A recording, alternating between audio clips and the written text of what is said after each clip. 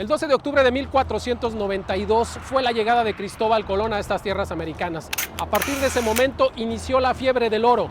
Todos los españoles estaban dispuestos a vender incluso el alma al diablo y sus propiedades por tal de hacerse de un barco que pudiera resistir el cruce del océano. A partir de ese momento la historia de América cambiaría para siempre y los españoles en 1521 logran conquistar la Gran Tenochtitlán, la ciudad principal de América. La colonización se vuelve difícil conforme se va extendiendo hacia el norte del país y al llegar a Aguascalientes los colonos presentan diversas dificultades que eran precisamente representadas por los indios chichimecas, quienes de alguna manera representan la resistencia de la historia que les vamos a contar el día de hoy.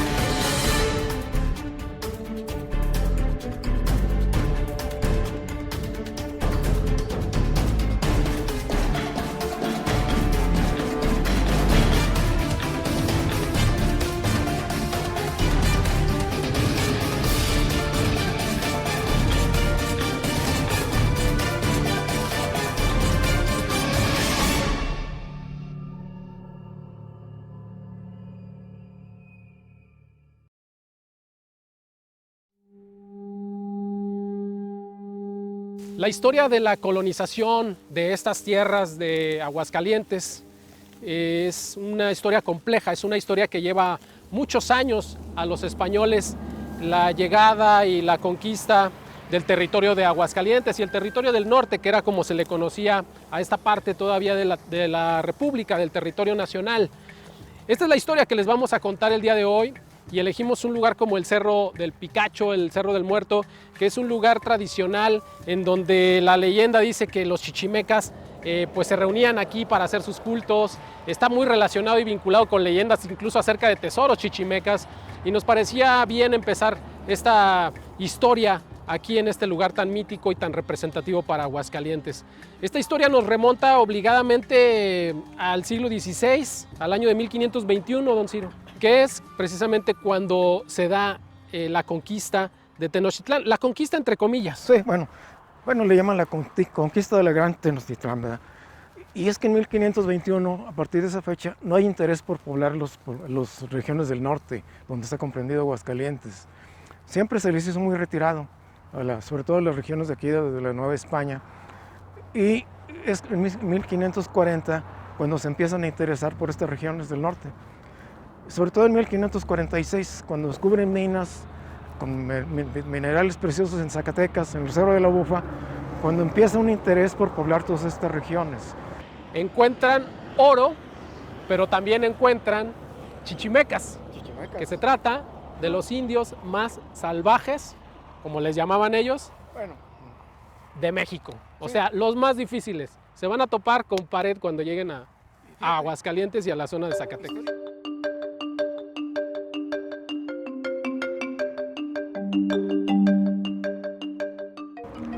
Fíjate que aquí hay una cosa interesante. Si bien es cierto que los indios no tenían sentido de la propiedad, las tierras las sentían como propia, pero de todos. Y cuando llegan los españoles, es cuando ellos empiezan a cobrar un poco de ese sentido de propiedad. Se sienten invadidos por los españoles, empiezan a invadir sus tierras, a cometer abusos. Entonces, ¿qué es lo que hacen ellos? A defender su territorio. Las guerras chichimecas no podrían entenderse sin los excesos y los abusos que se daban por parte de los españoles, que una vez que ya habían sometido a los indios, que llamaban indios de paz, bueno, pues aún así abusaban de ellos. Los sometían a trabajos muy pesados, los sometían a jornadas muy intensas de trabajo y en algunos otros casos pues también se daba la tortura. Todo esto llevaba a los indios a sublevarse, como es el caso de la Guerra del Mixtón en 1541. Fíjate, esta Guerra del Mixtón fue tan importante para los españoles que vino el virrey de Mendoza, personalmente Antonio de Mendoza, se puso al frente de los ejércitos españoles para venir a atacar a los chichimecas o ponerse al frente de esta Guerra del Mixtón.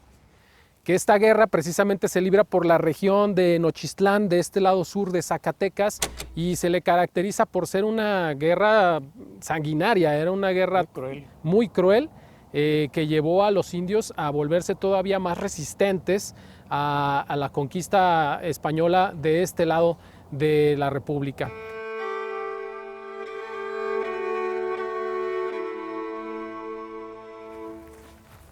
La guerra del Mixtón se extiende entre Nochistlán, Teocaltiche, y que se dice que ahí muere Pedro de Alvarado.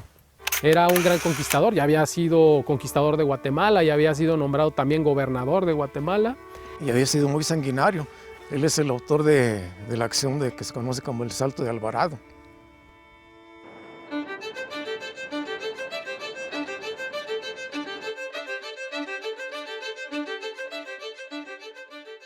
Por estas tierras había una gran variedad de tribus, entre los cuales se encontraban los huachichiles, que se enfocaban más del lado de San Felipe hasta Saltillo, hasta el norte del país, y otros más que eran los guamares, que abarcaban el territorio de lo que es Pénjamo, San Miguel de Allende y esta región del Bajío, de la región sobre todo de Guanajuato. Había otras tribus más que pertenecían a las tribus chichimecas. Sí, estaban los mismos chichimecas que cubrían Aguascalientes y Jalostitlán.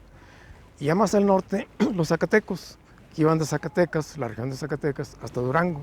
Hasta el norte ya casi ahí, Norte. frontera con lo que ahora ya es Estados Unidos, que en ese momento no había esa frontera, porque todavía no había el recorte ahí del país que Era la Nueva vendrá España todavía. en el siglo XIX. Y bueno, en este contexto, como le comentábamos, los indios eran considerados indios de guerra por los nuevos colonizadores, y a partir de esto sucede algo que cambiaría la historia de este norte de la República en ese entonces.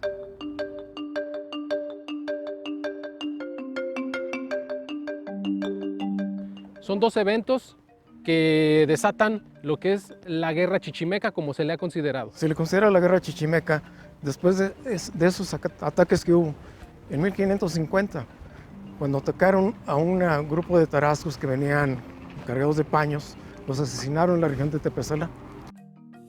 Los tarascos, indios obviamente de Michoacán, solían ser utilizados como indios pacificados, como les llamaban en ese momento, para ayudar y apoyarse los nuevos colonizadores, tanto para la guerra como para el cargamento. En este caso, estos tarascos venían con un cargamento de paños, que son sorprendidos aquí, como ya lo comentamos, y hay otro evento también de una acción, de una batalla, que es también el asalto a una caravana que traía mulas. Sí, era una recua de mulas, caravana. Fueron atacados también por los chichimecas, pero esto ya fue ya más cerca de Zacatecas. Y era una caravana de mulas, propiedad de Cristóbal de Oñate y Diego de Ibarra. Nada menos, fíjate. Sí, lo cual viene a traer esas consecuencias del inicio de una guerra, ya que le habían, digamos, robado con quien no debían de meterse. Sí, y esto desató lo que se conoce como la guerra chichimeca. Según algunos historiadores, esta serie de eventos que se dieron de asaltos es lo que se conoce como la guerra chichimeca de 1550.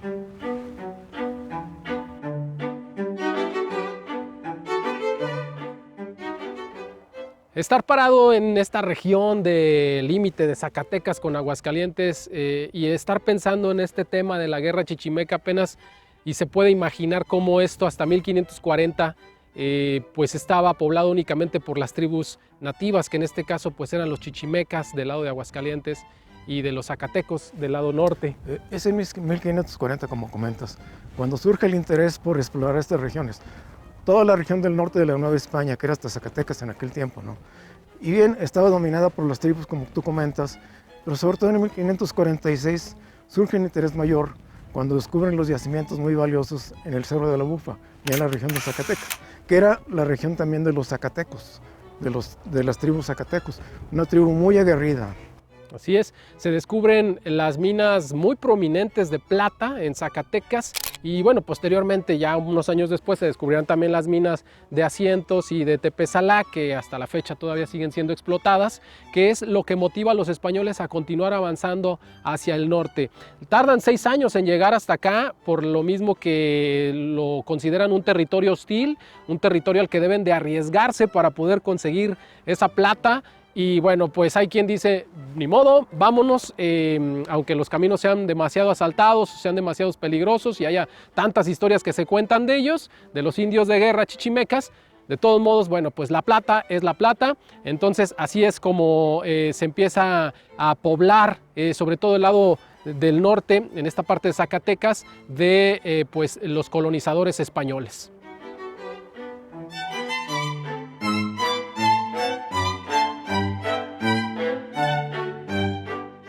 Esta guerra se va a prolongar durante muchos años más. Yo no sé si en algún momento los españoles pensaron que era pan comido, pero por lo menos va a tomar toda la segunda parte del siglo XVI esta guerra y va a conllevar también la estrategia de 6 virreyes que serán los que a lo largo de estos años estarán gobernando en México. Y uno de ellos es Luis de Velasco, que inicia su periodo en 1550, que él trae pues una estrategia un poco pues más diplomática, un poco pues también bélica, pero no era tan sangrienta. Sí, la idea de él era formar poblados defensivos. Y es cuando surgen poblados que ahora son poblados como San Miguel, San Felipe y Santa María de los Lagos. Sobre todo Santa María de los Lagos, que era un lugar muy estratégico para la Nueva España. Fíjate, en esa región de Santa María de los Lagos, después de que surge eso, surgen otros poblados, pero ya con la influencia de la audiencia de la Nueva Galicia. Sí, parece ser que hay ahí en esos años de 1563, que es cuando se funda Santa María de Lagos, un pique ahí entre las audiencias, no se ponían de acuerdo si esa jurisdicción pertenecía a la de México o a la de la Nueva Galicia, con sede en Guadalajara. Y bueno, pues finalmente pues ese territorio era de la de Guadalajara, que ejerce su autonomía, finalmente pues poniendo la villa de Lagos en 1563, y este mismo pique quizá es el que también motiva a la erección de las otras villas como la de León, Guanajuato, que también se vuelve una villa pues muy próspera por la agricultura y toda la industria que se da en esa sección, como la de Aguascalientes también. Fíjate, y aquí hay una cosa interesante. Si bien es el concepto de poblados defensivos, sitios estratégicos como defensa, pero son poblados que posteriormente progresaron mucho, sobre todo por la cuestión agrícola. Es el caso de León que comentas, Santa María de los Lagos, y otros fueron estancándose poco a poco. Claro, después progresaron, ¿no? Pero con el tiempo progresaron. Pero era porque eran tierras malas, y eran tierras que se escogieron como fines estratégicos o de defensa. Y bueno, hay que decir que Aguascalientes también estuvo dentro de esas villas que estuvieron a punto de desaparecer, pero esa historia se la vamos a contar más adelante.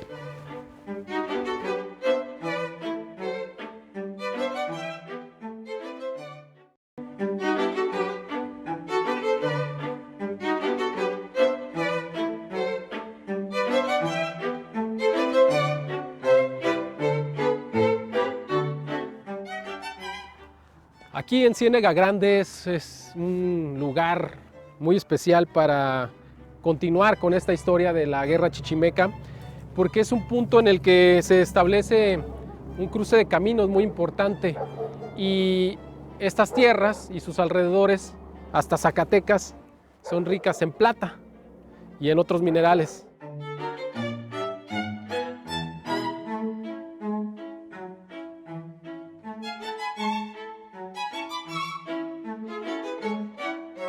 En 1568 llega a México un virrey que da continuidad a estas acciones de guerra de los indios chichimecas. Se trata de Martín Enríquez de Almanza, que a diferencia de Luis Velasco traía una política de guerra a fuego y a sangre. Y bueno, pues de él lo que más se reconoce, el avance que realiza, el progreso que hay en este traslado hacia el norte del país, es la formación de presidios en ciudades o puestos estratégicos, y en este caso, bueno, pues estamos aquí en Ciénega Grande, en lo que creemos que pudo haber sido uno de ellos. No hay datos que nos precisen más acerca del tema, pero nos ayuda a ilustrar esta parte de la historia. Así es, como comentas, Enríquez de Almanza es el que implementa los presidios como sistemas defensivos en contra de los chichimecas y para proteger los caminos de Querétaro a Zacatecas en contra de los huachichiles. Se dice que en la parte que viene de este lado de nosotros en este momento, que es donde viene el camino de San Felipe, es de donde corría el camino antiguo de La Plata, que en este caso salía desde Querétaro, se venía por San Miguel de Allende, de ahí pasaba hacia lo que es San Felipe, y posteriormente de San Felipe hacia Ojuelos y de Ojuelos a Aguascalientes.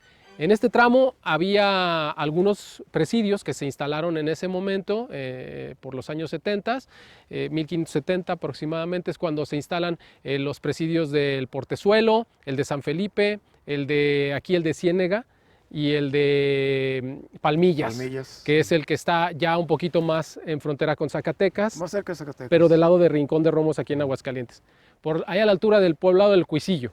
Adelante, ya muy cerca de Zacatecas. Y sí, ciertamente fueron defensivos. En un momento no se pensó en poblar todavía. Eran sistemas defensivos en contra de los chichimecas. Y eran en sitios estratégicos sobre todo, ¿no? Ubicando los caminos, las brechas y también trazando caminos, porque no existían caminos. Y eso fue uno de los obstáculos que se encontraron las autoridades de la Nueva España, los caminos, que no había caminos. Entonces había que trazar caminos y asegurarlos también por medio de presidios. Que esa era la función de los presidios. Nosotros suponemos que los presidios, además de tener la función de resguardar, también tenían la función de ser como una función de alhóndigas. Aquí llegaban y se trasladaban por el camino real, ese antiguo de La Plata, pues los alimentos, suplementos, utensilios para las actividades mineras que se desempeñaban en el norte del país, en Zacatecas. Pero también estos presidios recibían pues contingentes de soldados que iban custodiando esas viandas. Entonces, pues de alguna manera también servían como un lugar para descansar y hacer relevo. Claro, hay que recordar que estos presidios venían desde Querétaro y eran puestos fortificados de protección a los viajeros, pero también de relevos de soldados. Y era para proteger los caminos de gente que venía en las carretas que venían con bastimientos desde Querétaro, de Michoacán, rumbo a Zacatecas. Traían ganado, traían bastimento, y después de regreso traen los metales preciosos rumbo a la capital, pasando por Querétaro. Es impresionante ver, por ejemplo, en estos lugares, estos testigos que, aunque si bien es cierto, no tenemos pruebas de que este sea ese pues, presidio de 1570 que consta que se ubicó en Ciénega Grande, en Aguascalientes, pero sí es un testigo que nos da la idea también de que la gente, bueno, de este realismo mágico que hay en México, ¿no? Porque la gente ha escarbado los muros pensando que probablemente pueda encontrar plata. Algún tesoro. U oro, hablando de esta historia que estamos contándole que es motivada precisamente por los metales preciosos. Bueno, pues dentro de esta historia hay otra que es la de la gente, la de las tradiciones populares, lo que se dice de que en estos lugares se escondía oro por parte de los españoles o de los hacendados durante la Revolución. Y bueno, pues podemos ver estos lugares en estas condiciones debido pues a esos aventureros que pues ahora en la actualidad piensan que pueden encontrar algo. Sí, y esto nos da una idea de cómo eran los presidios en aquel tiempo. Aunque ciertamente no hay seguridad que este sea uno, pero sí nos da una idea. Vemos los muros desde la entrada, arco de medio punto con ventanas hacia varios costados, el grueso de los muros, todos de adobe y con cimientos de piedra muy maciza. Y si es de la época, pues esto ya tiene varios siglos que lo hicieron. A mí lo que me llama la atención es que en otros diseños, incluso pues en los que se publican en la época por ahí de 1570, los presidios aparecen en los planos como con contrafuertes y con torres en las que se alcanzan a ver mirillas para que los vigías puedan estar pues de ahí viendo pues quién se acerca y quién no. Pero en este caso pues esta estructura carece de esas figuras arquitectónicas, no veo esos puntos de avistamiento, pero bueno, no estamos seguros, pero nos puede ayudar a ilustrar perfectamente de lo que se trataba. Lo que sí es que hay un dato muy curioso y quiero que pasemos para este lado para que lo veamos. En los presidios también funcionaba como un sistema de comunicación entre ellos. Hay anécdotas de la región, de aquí mismo, de los pobladores de Ciénega Grande, que afirman que de este presidio, uno que se encuentra, no sé si se alcanza a ver, ahorita lo vamos a observar en cámara, ahí cerca del poblado de Asientos, estamos a unos kilómetros, se comunicaban por medio de espejos, hacían señales con espejos desde aquí para avisarse si había algún avistamiento de indios chichimecas que estuvieran dispuestos al ataque y así poderse preparar con anticipación. Es impresionante de verdad conocer este tipo de historias de cómo se daba la comunicación, porque obviamente no había radios, no había celulares, no había walkie-talkies, eran claves quizá en código Morse o en una especie de código de esa naturaleza. Sí, claro, era por medio de espejos, por medio de señales, pero también por medio de sonidos. Habían quien utilizaba los sonidos también. Y como comentas, es algo que después utilizaron también los ladrones para comunicarse de un cerro a otro, avisando cuando venían carretas, sobre todo carretas cargadas de metales, algo valioso como alimentos, ganado. También lo utilizaron los ladrones, ese sistema. Sí, claro, bueno, hay gente que se pone viva y bueno, lo usa para sus propios bienes. Pero bueno, esa es la historia acerca de los presidios que se realizan. De esta forma se asegura el camino antiguo de La Plata, que como lo comentábamos, viene desde Querétaro, sale hacia San Miguel de Allende, pasa por San Felipe, que ahora se le conoce como San Felipe Torres Mochas, viene por Ojuelos y llega a Aguascalientes. Ciénega Grande. Llega a Aguascalientes por el lado de Ciénaga Grande, digamos por el lado oeste, y bueno, pues ya de aquí se traslada directamente a la ciudad de Zacatecas, que aproximadamente pues, está aquí derecho. Fíjate, y antes de eso pasaba por el Cuisillo. En el Cuisillo, los caminos que había en aquel tiempo se unían ahí en el Cuisillo. Y ya seguían el camino real todos rumbo a Zacatecas.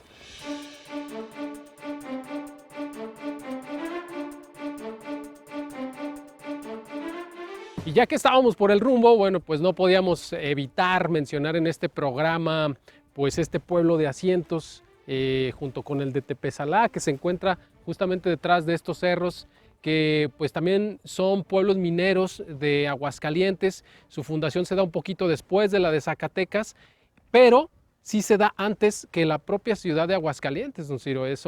Aquí están las primeras edificaciones, digamos, del estado. Entre ellas está el Panteón de Belén, que también es uno de los que se consideran el panteón más antiguo del estado, junto con la región de Tepezalá.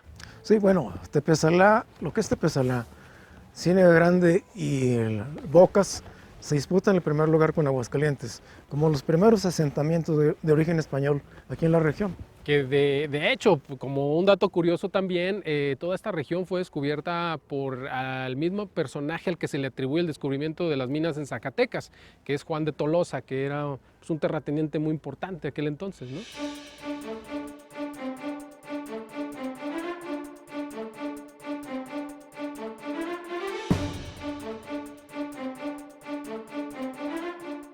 A toda esta serie de guerras, de enfrentamientos entre los chichimecas y los españoles, poco a poco se le va dando fin con la llegada de los virreyes, los últimos 3 virreyes que se encargan de esta guerra chichimeca, entre los que figura Manríquez, Alonso Manríquez de Zúñiga, que viene a traer cambios de enfrentamientos De a pacificación. Con la llegada en 1585 del virrey Alonso Manríquez de Zúñiga, él llegó con una estrategia diferente.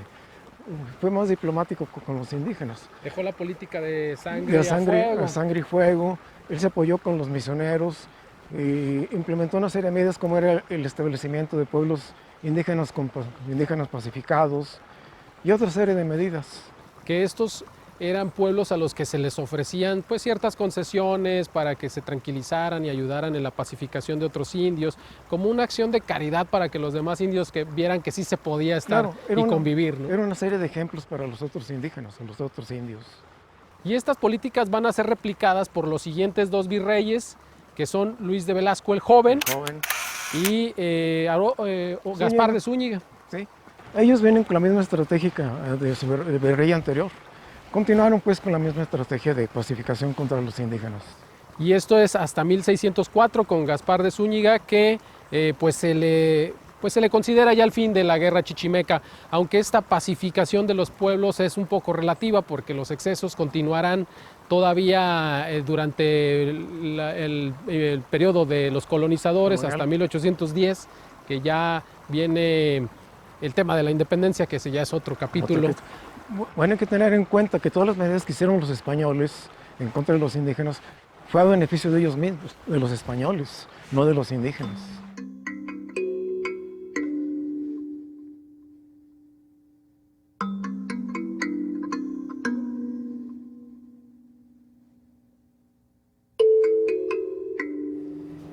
Una serie de consecuencias es la que vendrá a traer la fundación de la villa de Aguascalientes.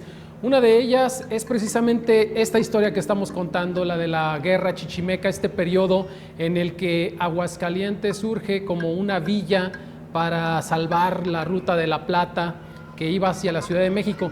Pero se trata de una ruta que fuera de Guadalajara hacia Zacatecas, que era la ruta alterna que había a Guanajuato, la otra era de Guanajuato hacia Zacatecas. Y bueno, pues una de esas consecuencias fue la villa, además de pues algunos hallazgos que se hicieron en esta región, como son las aguas calientes. Así es, cuando se funda Aguascalientes fue un atractivo para mucha gente, sobre todo los de lagos que comentas, pero también para mucho aventurero, que iban de paso, les gustan las tierras, con buenas tierras, buenas aguas, mucha agua, pues se quedan a vivir aquí, aquí se instalan. Pero Aguascalientes no prospera de inmediato, ¿no? Muchos venían de pasado nada más, aventureros que no se quedaron. Los soldados no eran gente de trabajo, no eran agricultores. Ellos venían a la aventura a ver qué ganaban y pocos eran los agricultores que se pudieron haber quedado en aquel tiempo.